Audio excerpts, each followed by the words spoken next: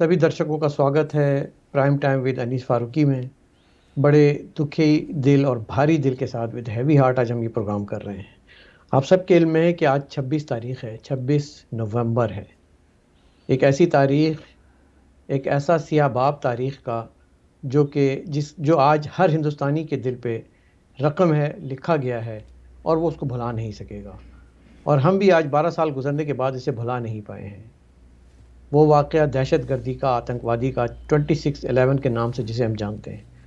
आज हम और आप इसको दोबारा से ताज़ा करेंगे ताकि जो ज़ख्म हैं वो भले भर जाएं, लेकिन जब तक मुजरिमों की पुष्टपनाही करने वालों की निशानदही नहीं होगी, उनको सज़ा नहीं मिलेगी और दुनिया उनको मुजरिम करार नहीं देगी, तब तक ये सिलसिला जारी रहना चाहिए। ताहिर असलम गोरा साहब को वेलकम करते हैं अपने शो में। Prime time with Anees Farooqui की स्पेशल एपिसोड 26/11 की आप देख रहे हैं। और ताहिर भाई, क्या कहिएगा इस बारे में? 2008 नवंबर में ये वाक़या होता है, आज हम 2020 में बैठे हुए हैं। क्या हम इसे भूल जाएं? क्या इसे हम भूल गए हैं? नहीं, इसे नहीं भूल सकते। बहुत उदास कर देने वाला दिन है और ये भूलना भी नहीं चाहिए जी। उसकी वजह ये है कि ये साउथ एशिया में टेररिज्म का गालबन सबसे बड़ा वाक़या है। उसकी वजह यह है कि इसमें एक तो 170 के करीब जो जाने गई, सैकड़ों लोग ज़ख्मी हुए। टेररिज्म सिर्फ नंबर से नहीं हम देखते कि कितने लोग मरे हैं, ये टेररिज्म कम है, 1 मरा है, 100 मरे हैं, 2000 मरे हैं।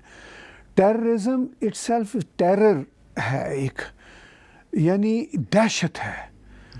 आप पर दहशत हो जाए कि ये जगह, ये शहर अब हम नहीं फिर सकते चूँकि ये वल्नरेबल हैं, यहाँ पे कुछ भी हो सकता है। वो मैसेज सिर्फ और सिर्फ उस जगह के लिए नहीं होता जहाँ पे वो वाक़या होता है, जी। पूरी दुनिया के लिए वो होता है वाक़या। जैसे कोविड-19 को हम देख रहे हैं ना कि जहाँ से चला था, जिस तरह फैला है, तो ये टेररिज्म एक वायरस की तरह का होता है। ये वायरल हो जाता है और ये खौफ और दहशत दिलों में भर देता है, दुनिया भर के इंसानों में। आपने कहा कि वायरस होता है। वायरस चाइना के शहर वुहान से शुरू हुआ और वो पूरी दुनिया में फैल गया। ये वाला वायरस कहाँ से पैदा हुआ फिर? देखिए, ये वाला वायरस तो बिल्कुल पक्की बात है, ये तो पाकिस्तानी इस्टेब्लिशमेंट के छतर छाया तले जन्म लिया और ये भारत में कोई पहला टेररिज्म का वाक़या नहीं है और ना ही ये आखिरी था। इसके बाद भी हुए हैं, इससे पहले भी हुए हैं।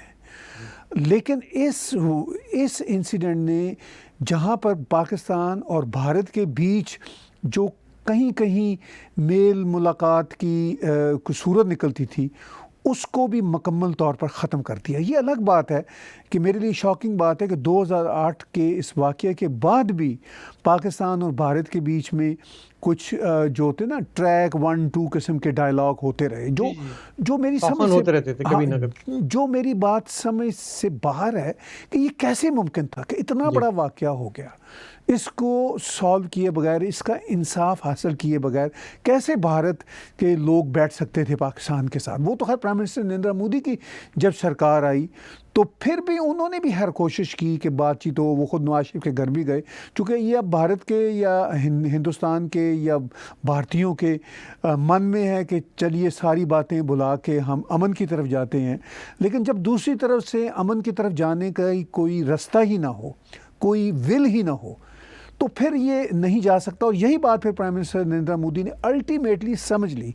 उन्होंने अपनी पहली सरकार के आखिरी साल में कहा कि गोली और बारूद की फ़ज़ा में बातचीत नहीं हो सकती। फिर उनकी दूसरी सरकार बनी तो उसमें भी उनकी यही फर्म पोजीशन है।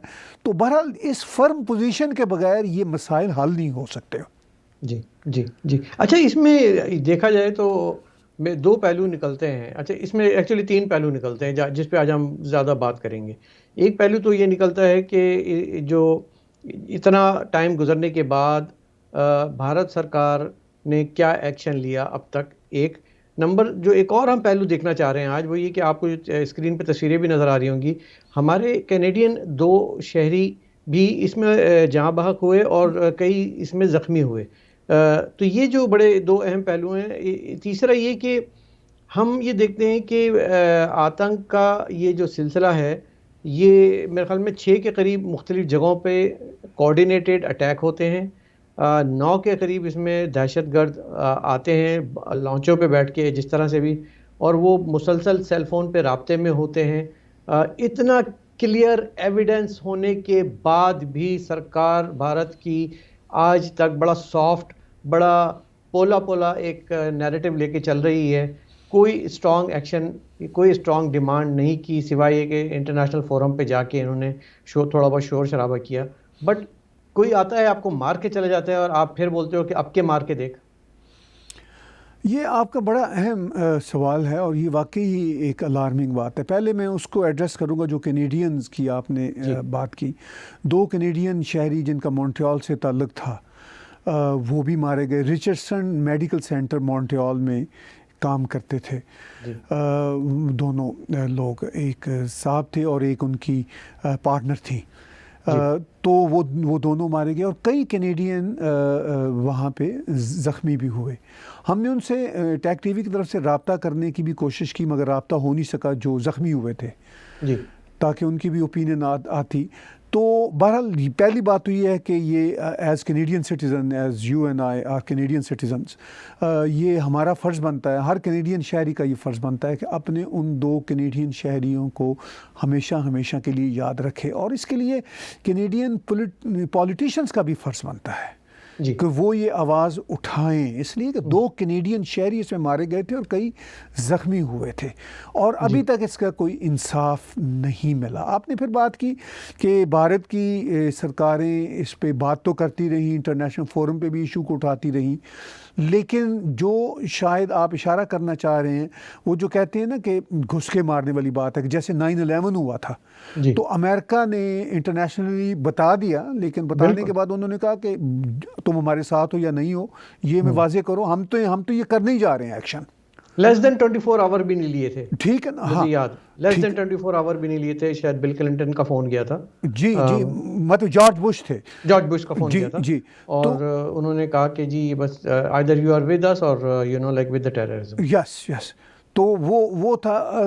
لیکن بھارت کی اس وقت کی جو سرکار تھی, کانگریس کی سرکار تھی, وہ اسی گو بگو کے عالم میں رہی پہلے تو کچھ گھنٹے کہ یہ کس نے کیا. یہاں سے یہ پروپیگنڈا شروع ہوا پاکستانی میڈیا سے, اسٹیبلشمنٹ سے, کہ یہ RSS نے کرایا ہے. چونکہ اجمل قصاب اور کچھ اور جو ٹیررسٹ تھے انہوں نے وہ ہندو وہ جو بینڈز ہیں نا وہ اس سٹائل میں باندھے ہوئے تھے, اپنی طرف سے وہ پورا دھوکہ دینے کے لیے اور آنکھوں میں دھول جھونکنے کے لیے گئے تھے. وہ مانا ہی نہیں کئی دنوں تک تو وہ اجمل قصاب پاکستان سے ہے. وہ تو ہمارے اپنے ساتھی جو ٹیک ٹی وی پہ تبصرے کرتے رہے وہ وہاں پہ موجود, ان کے گھر گئے اجمل قصاب کے اس ٹیررسٹ واقعے کے دوسرے تیسرے روز. تو وہ تو کہتے ہیں ہم نے وہ گھر خود اپنی آنکھوں سے دیکھا.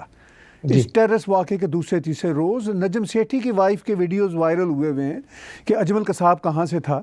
تو ان کا یہ کہنا تھا کہ وہ تو ایسے ہی کوئی میرا خیال ہے RSS کا آدمی تھا, یعنی آئی واش کی دنیا ساری بیوقوف ہے نا. ہاں پوری دنیا میں. اور بھارت میں بھی اس وقت یہ نیریٹو کسی حد تک چل پڑا تھا کہ بھئی یہ شاید کوئی بڑے سیدھے لوگ ہیں بھارت کے لوگ. میں آپ کو ایک بات بتاؤں, بڑے سیدھے ہیں, سرکار سمیت لوگ بھی بڑے سیدھے ہیں ادھر.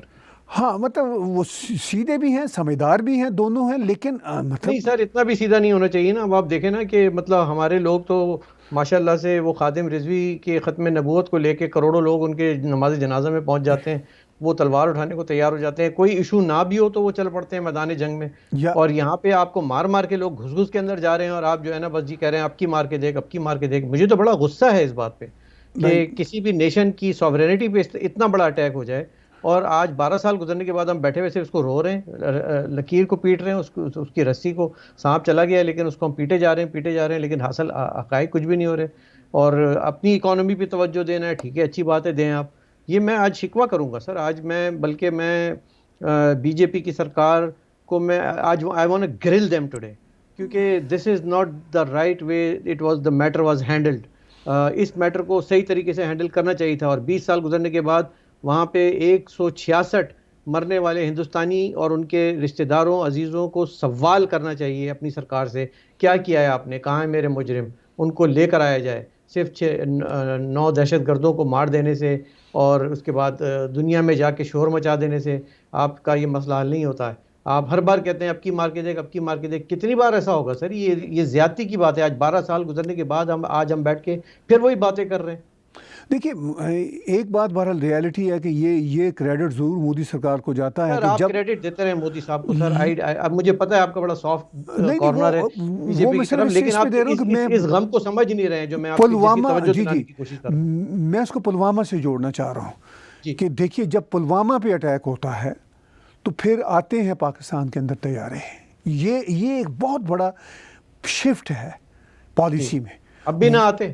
وہی مطلب جو آپ کا گلہ ہے وہ اس کا رسپونڈ آلریڈی کیا ہے. میں آپ کے گلے کی جو سنسیئرٹی ہے اس کو مکمل طور پر سمجھتا ہوں. بالکل آپ کا گلہ جائز ہے، لیکن میں صرف یہ یاد دلاتا ہوں ریسنٹلی کہ ایٹ لیسٹ یہ ہوا. اب کی بار انہوں نے یہ نہیں کہا کہ اب کی بار مار کے دیکھ. اب کی بار جب انہوں نے ایسا کیا، پلوامہ میں اٹیک کیا، تو پھر وہ 10 طیارے آتے ہیں اندر، جو پاکستان کی سوورینٹی کے لیے ایک بہت بڑا کویسچن اٹھ گیا کہ بھئی 80 مائلز اندر آ کے اور اپنا ایکشن کر کے چلے جاتے ہیں. تو یہ ایک بہت بڑا میسج ہے. اس کے بعد ہی تو یہ ذرا تھوڑے سے رکے ہوئے ہیں، ورنہ تو ان کے ہاں تو پراکسی ٹیررزم ہی وار کا آلٹرنیٹ ہے نا. وار تو کر نہیں سکتے. جی اور دیکھا جائے تو میں سمجھتا ہوں کہ جو آپ بات کہہ رہے ہیں بی جے پی سرکار کی، وہ اس حد تک بھی میں اس کو جائز مان لیتا ہوں کہ کم از کم چوہوں کی طرح چوری چھپے آ کر گھس کے خندق کے کھود کے بل میں سے نکل کے آ کے دہشت گردی کرنا وہ ایک الگ بات ہے. اس کو ہم ساورنٹی کے خلاف نہیں مان سکتے.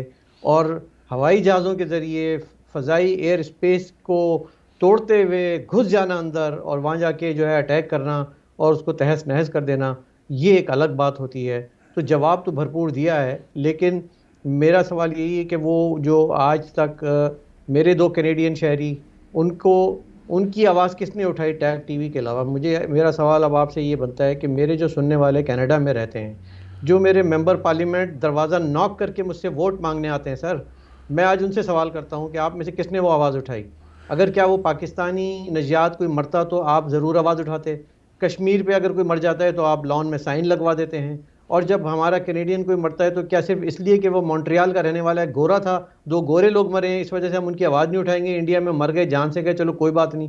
آج آپ مجھے بتائیں یہ جو پاکستانی انڈین ہمارے جو ممبر پارلیمنٹ یہ سہولتیں مزے لے رہے ہیں، تنخواہیں اٹھا رہے ہیں، انہوں نے کتنی آواز اٹھائی مائیکل کے لیے اور الزبتھ کے لیے؟ نہیں جو کوئی ان کی نہیں ہے، کوئی ٹویٹ نہیں ہے، کوئی سٹیٹمنٹ نہیں ہے. یہ شرم کی بات ہے، دکھ کی بات ہے، اور ہمارے گلوبل افیئرز کو اس پہ بات کرنی چاہیے. یہ جو ہمارے خاص طور پر ساؤتھ ایشین بیک گراؤنڈ کے ممبر پارلیمنٹیرینز ہیں، چاہے وہ آنٹیریو لیجسلیٹو میں ہوں یا کسی بھی صوبے کی لیجسلیٹو اسمبلی میں ہوں یا فیڈرل گورنمنٹ میں ہوں، کوئی ان کی ٹویٹ نہیں آئی. کشمیر پہ تو یہ فوراً ٹویٹ دے دیتے ہیں، سی اے پہ فوراً ٹویٹ دے دیتے ہیں، یہ جانے بغیر کہ وہ کانٹیکسٹ کیا ہے، یہ جانے بغیر کہ وہ صرف اور صرف اپنا مسلم کارڈ یہ پلے کر رہے ہیں. یہاں پر ایک تو یہ نہیں ٹویٹ ظاہر آف کورس جو مسلم بیک گراؤنڈ کے یہاں پہ ایم پیز ہیں اور ایم پی پیز ہیں، میں ان سے تو ایکسپیکٹ ہی نہیں کرتا. ایٹ لیسٹ جو انڈین بیک گراؤنڈ کے ہیں جی جی جی وہ تو کریں نا یہ بات. سر میرا تو سب سے شکوہ ہے نا، میں تو آج سب کو بول رہا ہوں کہ بھائی آپ لوگ ابھی بھی آج کے دن، آج جب ہم بات کر رہے ہیں، میں یہ دیکھنا چاہتا ہوں کہ آج کون ٹی وی پہ آتا ہے اور بولتا ہے کہ یہ ان کینیڈین کے لیے بھی ہم آواز اٹھا رہے ہیں اور اپنے انڈین بھائیوں کے لیے بھی آواز اٹھا رہے ہیں جو وہاں 166 مارے گئے تھے. اور ان کے لیے آج ہم کینیڈا کی اسمبلی کے فورم سے یا میڈیا کے ذریعے یا ٹویٹ کے ذریعے اس کی مذمت کرتے ہیں. وی کنڈیم دیز اٹیکس. اور ہم چاہتے ہیں کہ اس کی کینیڈا کی سرکار نے تو بڑا ہلکا سا رسپانس دیا تھا. کینیڈا کی سرکار کو بھی تو پوچھنا چاہیے تھا نا میرے 2 شہریوں کا قاتل کون ہے. جی بالکل وہ پوچھنا چاہیے. ابھی تو آج 26 نومبر کی صبح آپ اور میں صبح کے وقت بات چیت یہ کر رہے ہیں، اس سیاہ دن کو یاد کر رہے ہیں دکھ کے ساتھ. ہو سکتا ہے کہ آج کسی وقت کوئی ٹویٹ آ جائے سرکار کی طرف سے، کینیڈین سرکار کی طرف سے. آنی چاہیے، اگر نہیں آتی تو بہت ہی شیم والی بات ہے. اور اگر آتی ہے تو چلیے اس حد تک تو ٹھیک ہے. پھر ہمارا اگلا ان سے سوال یہ ہے کہ یہ اپنے ہی شہریوں کو جسٹس فراہم کرنے کے لیے، ان کی فیملیز کو جسٹس فراہم کرنے کے لیے ان کا انٹرنیشنل پریشر کتنا ہے کانسپیریٹرز کے خلاف. ان کے پیچھے جو ریاست کھڑی ہے اس کے خلاف، اور جو اس کے پیچھے ریاست کی اسٹیبلشمنٹ ہے اس کے خلاف. یہ سوال ہمارا رہے گا جب تک ہمیں یہ مطمئن نہیں کرتے، ہم کینیڈینز کو یہ مطمئن نہیں کرتے کینیڈا کی فارن منسٹری جب تک. اور دوسری بات یہ کہ یہ اس طرح کے واقعات، مجھے میں اس کی موٹیوز پہ جانا چاہتا ہوں تھوڑا سا، کہ 26/11 کرنے کی ضرورت کیوں پیش آئی تھی پاکستان کو یا پاکستان کی روگ آرمی کو؟ دیکھیے وہ تو اس وقت بھی جو سرکار تھی انہوں نے بھی ڈھکے چھپے لفظوں میں مانا، کہا جی روگ ایلیمنٹس ہیں. ایک تو کچھ پیس کی تھوڑی بہت بات چل رہی تھی. جب بھی کوئی پیس کی تھوڑی بہت بات چلتی ہے، جیسے پٹھان کوٹ اور وہ ایک اور جگہ تھی جس پہ یہ ہوا پٹھان کوٹ سے پہلے کا جو واقعہ تھا، تو اینی ہاؤ وہ بھی جب یہ بات چلتی تھی ان دنوں بھی چل رہی تھی. نمبر 1. نمبر 2، اس وقت انڈیا اپنے اکنامک بوم پہ تھا، اور بامبے آف کورس جو ہے وہ ان کا ایک بہت بڑا فائنینشیل ہب ہے. Not the only financial hub, India بہت بڑا ہے but it's one of the biggest financial hubs. تو نہ صرف فائنینشیل بلکہ ٹورسٹ ہب بھی ہے، اور اس کے علاوہ آپ کی کلچرل، بالی ووڈ، ان سب چیزوں کا. تو وہ اس کو اٹیک کرنا چاہتے تھے تاکہ انڈیا کے حوالے سے پوری دنیا کو ڈرائیں کہ یہاں انویسٹمنٹ نہ کریں، یہاں پہ ٹورزم نہ کریں، یہاں پہ کلچرل ایکٹیویٹیز نہ کریں. This place, this country is not safe. یہ تھا صاف مقصد. چونکہ اور تو کوئی رستہ نہیں تھا کہ ایک ابھرتی ہوئی اکانومی کو آپ روک سکیں. آپ تو خود اپنی اکانومی بن ہی نہیں پائے. تو اچھا، میں اس سوچ پہ آپ نے جو بات کی ہے، میں سوچ پہ پڑ گیا ہوں کہ دنیا کا کون سا ملک ایسا ہوگا، دیکھیں اٹیک ہوتے ہیں ایک دوسرے پہ بالکل ہوتے ہیں، اور اس کی وجہ کیا ہوتی ہے؟ ریٹیلیشن، کہ آپ نے حملہ کیا، ہم نے حملہ کیا، آپ نے ہمارا نقصان کیا، ہم آپ کا نقصان کریں گے. یہ ریٹیلیشن پہ ہوتا ہے، انتقامی کارروائیوں پہ مبنی جو ہوتے ہیں. لیکن یہ جو شرارت پہ، فتنے پہ مبنی یہ جو سلسلہ ہوتا ہے کہ ہم نے جا کے دوسرے کو خوش نہیں رہنے دینا، ہم نے دوسرے کی اکانومی کو تباہ کرنا ہے. اچھا، یہ وہ ریاست کر رہی ہے جو ہاتھ میں بھیک کا کاسا لے کے دنیا کے ملکوں پھر رہی ہے، جو جا کے مدد مانگ رہی ہے، جس کے پاس کھانے کو روٹی نہیں ہے، جس کے پاس پانی جمع کرنے کے لیے ڈیم کے لیے وہ خرچے مانگ رہی ہے.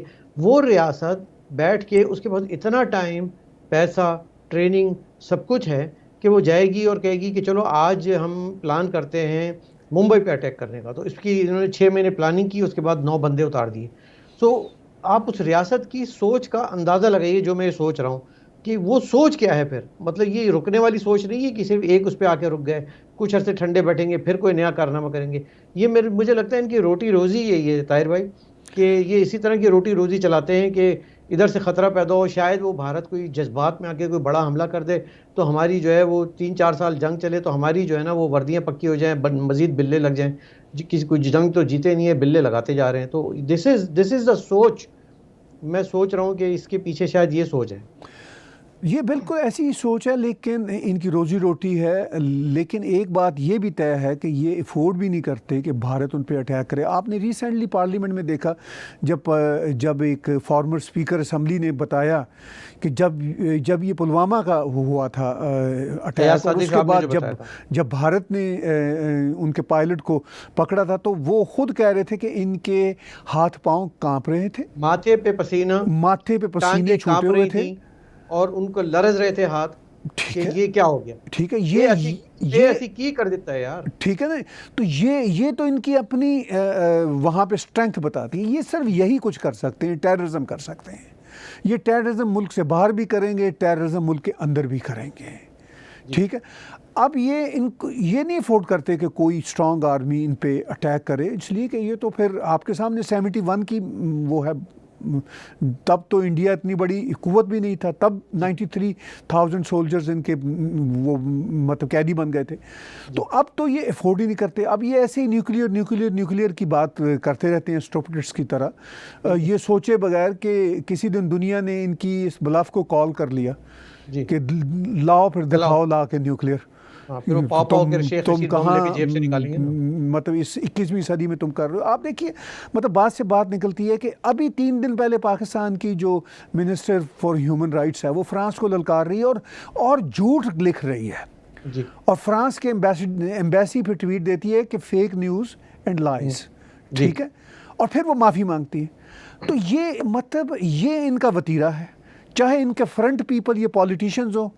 میں ابھی شیریں مزاری کی بات کر رہا تھا. اچھا پھر مزے کی بات یہ اور دکھ کی بات ہے دونوں بیک وقت کہ وہ شیریں مزاری جو سو کالڈ لبرل سیکولر سے آتی ہیں، ان کی ملا بھی اور لبرل سیکولر بھی سب ایک ہی طرح کے ہیں، ایک ہی کچے جٹھے کے ہیں، اور سب جھوٹ کا پلندہ ہے. بالکل. اچھا اس ساری فضا میں آپ نے کہا کہ دنیا میں ایسا ریٹیلیشن میں ہوتا ہے. انیس بھائی اس 21ویں صدی میں ریٹیلیشن میں اب ایسے واقعات دنیا میں ایک شازی ہوتے ہیں.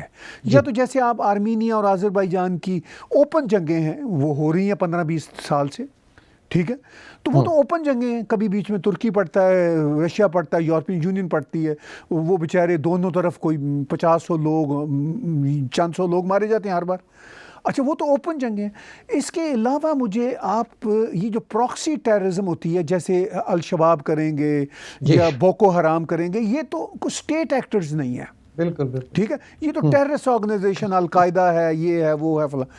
یہاں پر میرا خیال ہے یہ واحد مثال ہے کہ ایک اسٹیٹ ایکٹر یعنی اسٹیبلشمنٹ پاکستان کے ذمہ دار ریاست، نمبر 1 فوج، نمبر 1 ISI، وہ یہ سب کچھ کرتی اور کرواتی ہے. تو یہ میرا خیال ہے دنیا کا 21ویں صدی میں انوکھا ہی کوئی واقعہ ہے. اور اس پہ افسوس کی بات یہ ہے کہ دنیا کوئی ایکشن نہیں لیتی. کبھی ان کی امداد بند ہو جائے گی، کبھی کوئی فیٹف میں ان کو گرے لسٹ پہ رکھ دیے جائیں گے.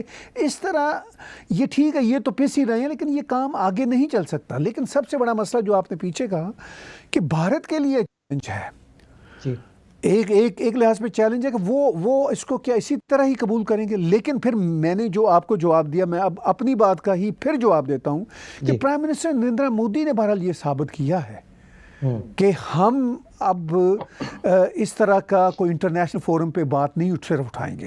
ٹھیک ہے، یہ ان کے زمانے میں نہیں ہوا تھا نومبر 2008 کا، لیکن یہ اس کا تذکرہ کر رہے ہیں، اس کے بارے میں پریشر ڈال رہے ہیں. پرائم منسٹر مودی نے ابھی پچھلے ہفتے ہی کہا ہے برکس کانفرنس میں، ٹھیک ہے، لیکن وہ صرف کہنے کی حد تک نہیں ہے.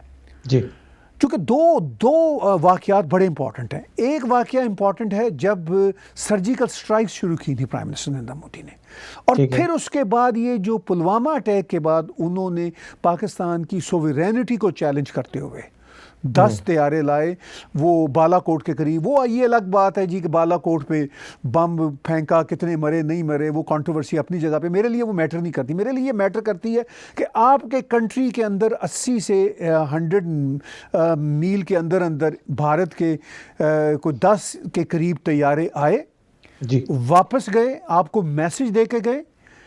اور پھر وہ میسج آپ نے ابھی، میں نے دوبارہ یہ بات دہراؤں گا کہ پارلیمنٹ میں آپ کے فارمر اسپیکر کہتے ہیں کہ ان کے پسینے چھوٹے ہوئے تھے. جی تو میرا خیال ہے کہ اب بھارت اس سٹیج پہ آ گیا ہے.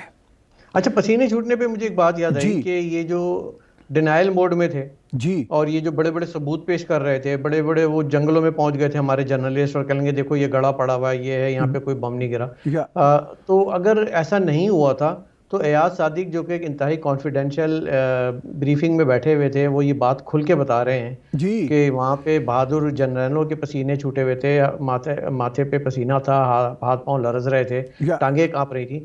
تو پھر یعنی کہ یہ بات نیگیٹ ہو جاتی ہے اور وہ جو ان کا ڈینائل ہے وہ ختم ہو جاتا ہے. وہ ثابت ہو جاتی ہے بات کہ طیارے آئے تھے، اندر تک گھسے تھے، ان کی سوورینٹی کو، ایئر اسپیس کو وائلیٹ کیا تھا اور یہ سرجیکل اسٹرائک کر کے گئے تھے.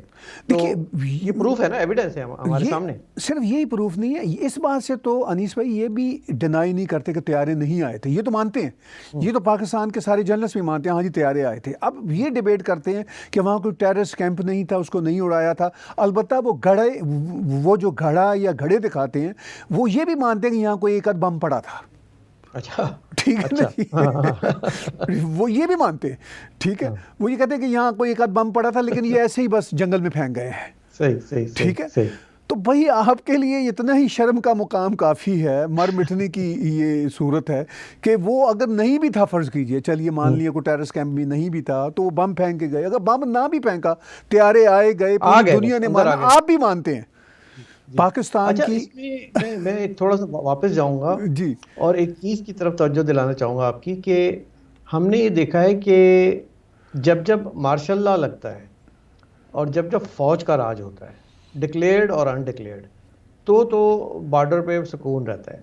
جب پولیٹیکل پارٹیز رول کر رہی ہوتی ہیں تو ان کو انسٹیبل کرنے کے لیے، اکنامکلی ان سے فنڈنگ لینے کے لیے، یا جیسے کہ نواز شریف کی حکومت ہے اور ان کے وزیر خزانہ کہتے ہیں کہ جی ہم ڈیفنس بجٹ پہ ذرا بات کریں گے، آپ سے آئے ٹیبل پہ بیٹھیں، کٹوتیاں ہوں گی، ہم بات کریں گے کہ آپ کا آڈٹ ہوگا، یہ ہم آپ کو اتنا پیسہ دے سکتے ہیں، اتنا نہیں دے سکتے، کوئی جنگی حال نہیں ہے، کوئی اس وقت سرحدوں پہ امن ہے، لہٰذا let's spend some more money on education and health of the people of Pakistan.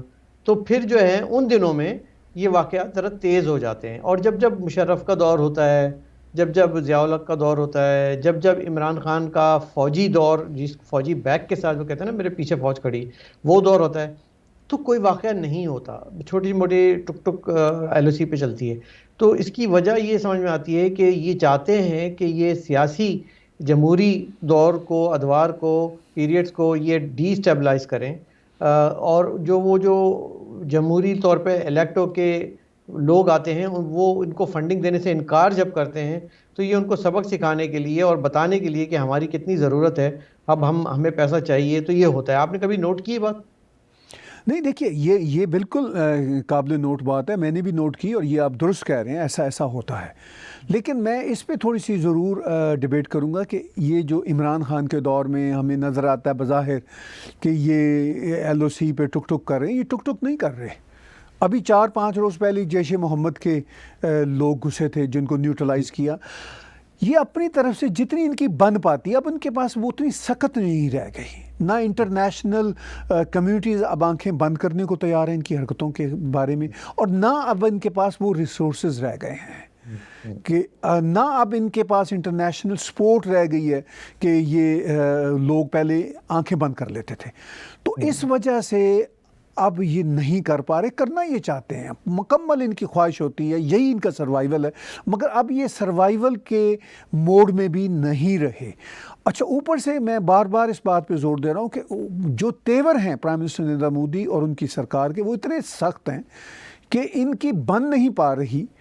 انہوں نے ابھی ریسنٹلی جو کوشش کی ہے کشمیر میں، بہت ہی ٹرینڈ قسم کے 4 ٹیررسٹ جیش محمد کے ٹرینڈ وہاں پر گھسانے کی، وہ ان کا جس طرح کلا کما ہوا، اس سے پتہ چلتا ہے کہ اب بھارت میں پولیٹیکل ول بھی بہت سٹرونگ ہے، اور اس پولیٹیکل ول کے سٹرونگ ہونے کی وجہ سے لا اینڈ انفورسمنٹ کی ایجنسیز اور آرمی اور سارے ادارے جو ہیں وہ اتنے چوکس ہیں اور اتنے وہ پرومپٹ ایکشن کرتے ہیں کہ اب ان کی کوئی کوشش کامیاب نہیں ہو رہی. یہ نہیں ہے کہ یہ کوشش نہیں کر رہے، یہ پوری کوشش کر رہے ہیں. آج ان کو آپ موقع دیں، یہ ممبئی 26/11 جیسا واقعہ یہ پھر کر دیں گے.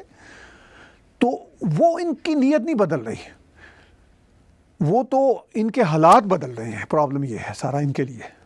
جی، یہاں تک تو یہ بات صحیح ہے، لیکن جس طرح سے یہ اب موجودہ گورنمنٹ عمران خان کی اور ان کی پشت پناہی پاکستان کی فوج کر رہی ہے، اور اس کے بعد یہ جو 26/11 آتا ہے، 26/11 ہندوستان میں بھی اس وقت یاد کیا جا رہا ہے، اس کے بعد دنیا بھر میں بھی یاد کیا جا رہا ہے، کینیڈا میں بھی ہمارے اور امریکہ کے لوگ بھی اس میں شامل تھے.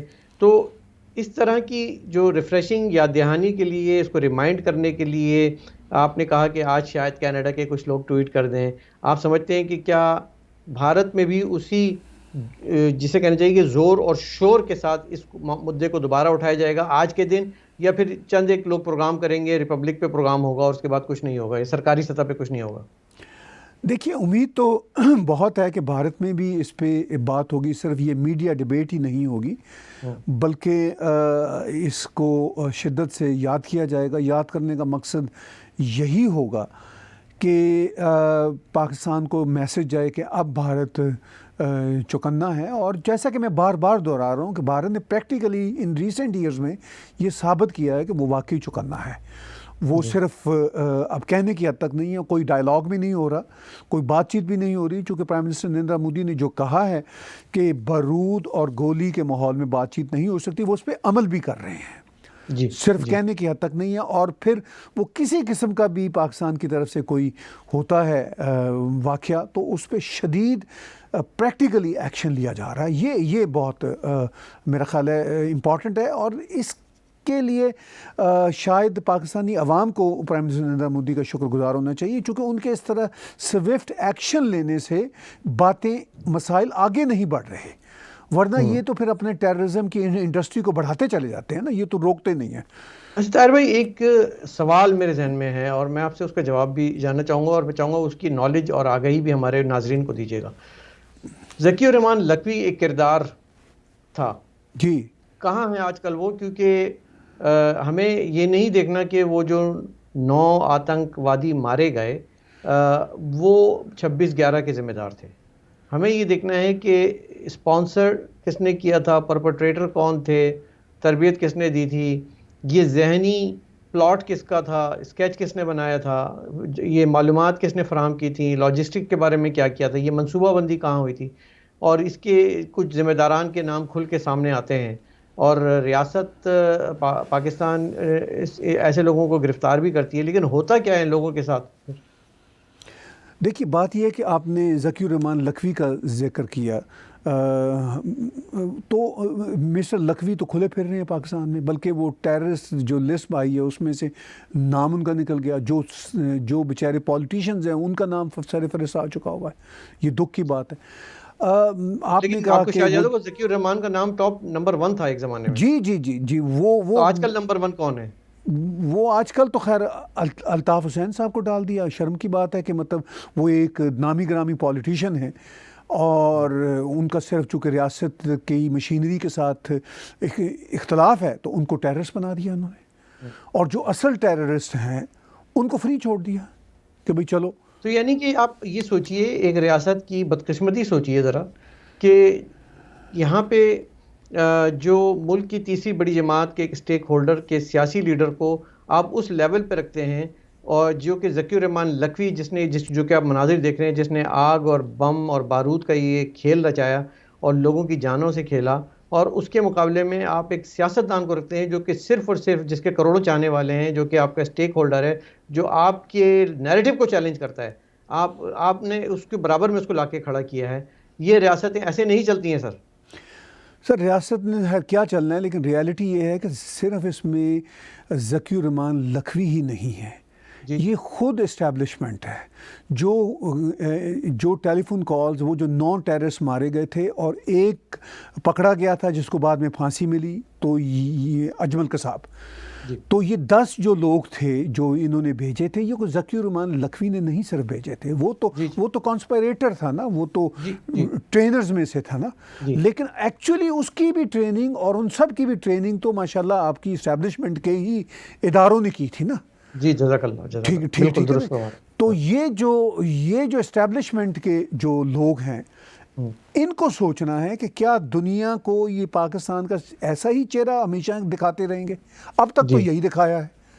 جی جی، لیکن یہ بھی تھوڑا سا پازیٹیو نوٹ پہ میں پھر وہی کہوں گا کہ چلیں تھوڑا سا کچھ عرصے 1.5-2 سال سے جو ہے کچھ معاملہ ٹھنڈا پڑا ہوا ہے، اس لیے کہ وہ ابھی عمران خان کو جس کو لا کے انہوں نے کھڑا کیا تھا، اسی کی جو ہے وہ بنیادوں میں سیمنٹ ڈال رہے ہیں، بجری اور ریت ڈال رہے ہیں، اس کو مضبوط کرنے میں لگے ہوئے ہیں کہ شاید یہ کھڑا ہو جائے گڈھا کسی طرح سے۔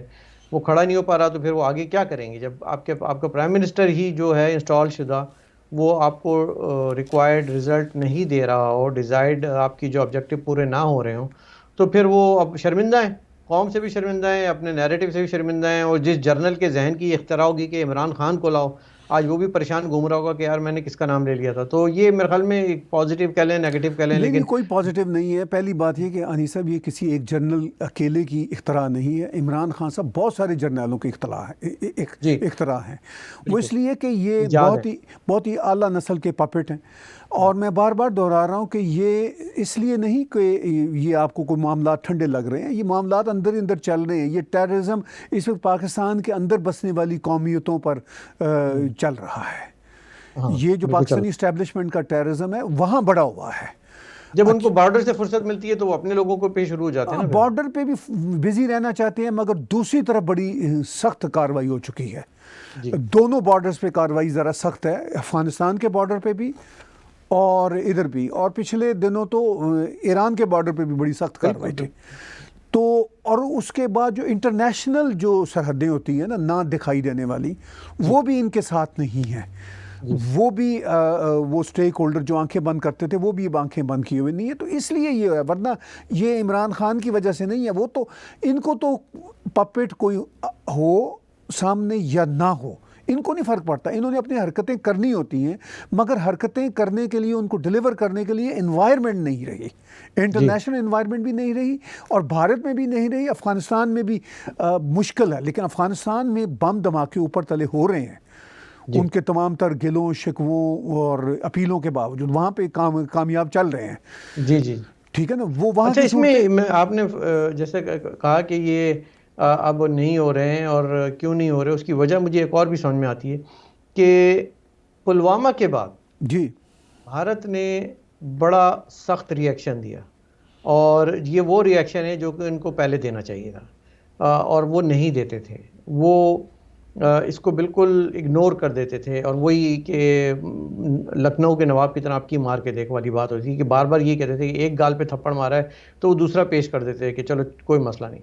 لیکن پلوامہ کے بعد میں پھر یہ کہوں گا کہ جو اسٹریٹجی اپنائی انڈین آرمی اور انڈیا کی سرکار نے, بی جے پی کی سرکار نے, مودی جی نے, وہ شاید ایک ایسا ڈیٹرنٹ ہے کہ جس کے بعد اب مجال نہیں ہوگی کسی بھی ریاست کی دنیا میں کہ وہ سوچے بھی, اور پلاننگ کرنے کا بھی سوچے, اور ٹریننگ دینے کا بھی سوچے کہ اب ہم کوئی ایسا اٹیک کریں گے, کیونکہ اس کے ڈائریکٹ ریپرکشن ہوں گے, اس کا ڈائریکٹ اٹیک ہوگا. میرے خیال میں اس کے بعد اسٹون ایج کے علاوہ ہمارے پاس کوئی چارہ نہیں رہ جائے گا, کیونکہ وہ اتنا میسو اٹیک کریں گے کہ شاید یہ صفحہ ہستی سے ہی خدا نہ کرے ان کی جو یہ ریاست کی جو اسٹیبلشمنٹ کا جی ایچ کیو ہے یہ مٹ جائے. نہیں بالکل بالکل.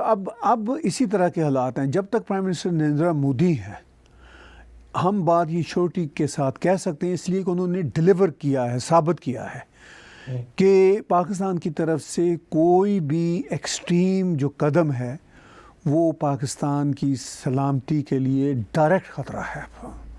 جی مطلب جب ہم پاکستان بات کرتے ہیں تو وہ ظاہر ہے پاکستانی اسٹیبلشمنٹ ہی اور کچھ نہیں ہے. اور مجھے بھی معلوم ہے اور آپ کو بھی معلوم ہے کہ اگرچہ ہم یہ بڑے سخت لفظ استعمال کر رہے ہیں جو کہ نہیں کرنے چاہیے اور بڑے ہارش ہے, لیکن میں آپ کو بتاؤں this is harsh reality. So you have to wake up, if you are sleeping just wake up اور try to understand this harsh reality. کیونکہ اب وہاں سے کوئی سافٹ جواب یا سافٹ اپولوجیٹک رویے نہیں دیکھنے کو ملیں گے آپ کو. اب آپ کو ڈائریکٹ رسپانس ملے گا. تو I am very sorry but this is the harsh reality کہ اگر آپ کچھ کرو گے تو اب وہ تھپڑ نہیں کھائیں گے بلکہ مکہ ماریں گے. ایسا ہی ہے اور وہ ثابت ہو چکا ہوا ہے. سرجیکل سٹرائک کی بات ہو, پاکستان کے اندر بالا کوٹ تک طیاروں کے گھسانے کی بات ہو, تو وہ ثابت ہو چکا. اس پہ اب سوشل میڈیا پہ فواد چودھری جیسے جو ڈفر منسٹر ہیں آئی واش جتنا مرضی کرتے پھریں, یا پارلیمنٹ میں جس طرح کے چاہے بیانات دیتے پھریں کہ ہم نے پلوامہ ٹیررزم کا اٹیک کرایا تھا, وہ تو خیر ریالٹی ہے ہی ہے. تو لیکن ان کے کچھ بھی کہنے سے کوئی فرق نہیں پڑتا. اب نہ بھارت میں ٹالرنس ہے ان کے لیے, نہ ہی انٹرنیشنل لیول پہ ان کے لیے ٹالرنس ہے. یہ بات اب اینڈ آف دا گیم ہو چکی ہوئی ہے, اینڈ آف دا گیم. اور شاید یہی وجہ ہے کہ اب وہ جو دوستی کی امید اور مس کالیں مارنا اور ان سے بات کرنے کی توقع رکھنا, اور یہ کہ فلانے انٹرنیشنل فورم پہ شاید ملاقات ہو جائے تو ہاتھ ملا لیں گے, گلے مل لیں گے, یا فلانی جگہ پہ کوئی ایک ٹاک ہو جائے. ڈائلاگ فارن سیکرٹری لیول تک پہ نہیں ہو رہے, کسی یعنی کہ سیکرٹری لیول تک کے کہ جو ہے نا انڈیا ان کو جو ہے نا وہ لفٹ نہیں کرا رہا, گھاس نہیں ڈال رہا ایک نیشن کو, ایک ریاست کو. تو یہ سوچنے کی ضرورت ہے وہاں کے دماغوں کو کہ ہم نے اپنی فارن پالیسی کو کس نہج پہ لے آئے ہیں جہاں پہ ہمیں بڑا مشکل ہو گیا ہے ایک ڈائلاگ کا ماحول کریٹ کرنا. اور ڈائلاگ کا ماحول کریٹ کرنے کا جب بھی وقت آتا ہے ہم کوئی نہ کوئی 26/11, ہم کوئی نہ کوئی پلوامہ کر دیتے ہیں. طاہر اسلم گورا صاحب بہت بہت شکریہ. ہماری دعائیں ان تمام آتماؤں کے لیے ہیں جنہوں نے اپنی اس راہ میں اپنی جانیں دی ہیں, 166 لوگوں نے, اور اس میں ہر نسل, ہر رنگ, ہر مذہب, ہر ملک, ہر دیش کے لوگ شامل تھے. ان کو اللہ تعالیٰ اپنی مغفرت فرمائے, ان سب کی آتماؤں کو شانتی ملے, اور ایسا واقعہ دنیا میں اب دوبارہ کبھی نہ ہو. سب یہ دعا کریں, یہ دعا نہ کریں کہ نیست و نابود ہو جائے, کچھ ہو جائے. دعا یہ کریں کہ ایسا واقعہ دنیا میں دوبارہ نہ ہو. آپ بھی اس دعا میں شامل ہو جائیے طاہر بھائی. جی بالکل. اور وہ اس لیے کہ دل تو اندر سے دکھتا ہے, ایک عام ہندوستانی کا بھی اور ایک عام انسان کا بھی, کیونکہ یہ مانوتا کا سوال ہوتا ہے جہاں پہ انسانیت کے ساتھ ایسا سلوک کیا جاتا ہے کہ جو دنیا میں جس کی کہیں مثال نہیں ملتی. اور جس کی کہیں ضرورت نہیں ہوتی، لیکن پھر بھی کچھ لوگ کرتے ہیں، شرارت کرتے ہیں، فتنہ کرتے ہیں، آتنک کرتے ہیں. یہ نہیں کرنا چاہیے.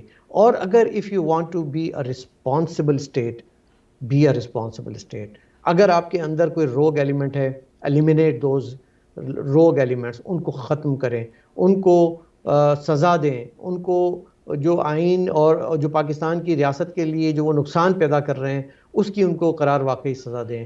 تب کہیں جا کر یہ معاملات سدھریں گے، نیشنز آپس میں بیٹھیں گی، بات کریں گی، دوستی ہوگی، اور اسی طرح سے دنیا چین، سکون اور امن سے رہنے لگے گی. 26/11 کے اس واقعے کو یاد کرتے ہوئے دکھ کے ساتھ انیس فاروقی کو اجازت دیجیے گا. Have a great evening. آدابرس. Subscribe Tag TV YouTube channel and press the notification button.